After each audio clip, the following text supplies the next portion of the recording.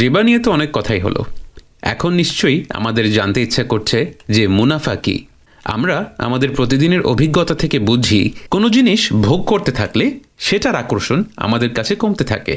যেমন কমলা যদি আপনার কাছে খুব পছন্দ হয়, তাহলে প্রথম 1-2টা কমলা খেতে আপনার যত ভালো লাগবে, পরেরগুলো খেতে আর তত ভালো লাগবে না। একসময় ভালো তো আর লাগবেই না, বরং খারাপ লাগবে বা বমি আসবে। অর্থনীতির ভাষায় একে বলে law of diminishing marginal utility.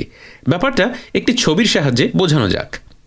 মনে করুন একজন কৃষক যে ধান উৎপাদন করে, তার কাছে 1 প্লেট ভাত থেকে প্রাপ্ত সুবিধা বা উপযোগ কমতে কমতে একসময় নেগেটিভ হয়ে যাচ্ছে।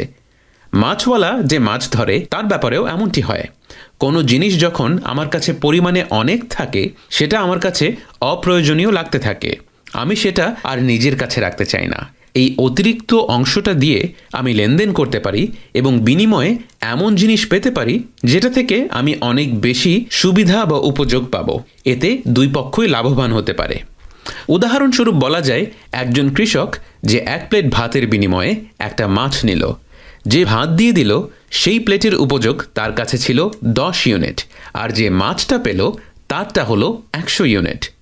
তাহলে কাটাকাটি করার পরও তার নেট উপযোগ বেড়ে গেল, থাকলো 90 ইউনিট। একই কথা মাছওয়ালার ক্ষেত্রেও প্রযোজ্য। তার কাছে মাছের প্রান্তীয় উপযোগ খুবই কম, কিন্তু যে ভাতের প্লেটটা পেল সেটারটা অনেক বেশি। লেনদেনের ফলে এই যে উপযোগের যে বৃদ্ধি ঘটে, এটাই হচ্ছে মুনাফা বা লাভ। খেয়াল করলে দেখব আমরা কিন্তু এখানে বিনিময় অর্থনীতির কথা বলছি, যেখানে পণ্যের সাথে পণ্যের বিনিময় হচ্ছে। এটা আজকাল হয় না বললেই চলে। আমরা এখন বাস করি মুদ্রাভিত্তিক অর্থনীতিতে, যেখানে সব লেনদেনের একদিকে থাকে মুদ্রা।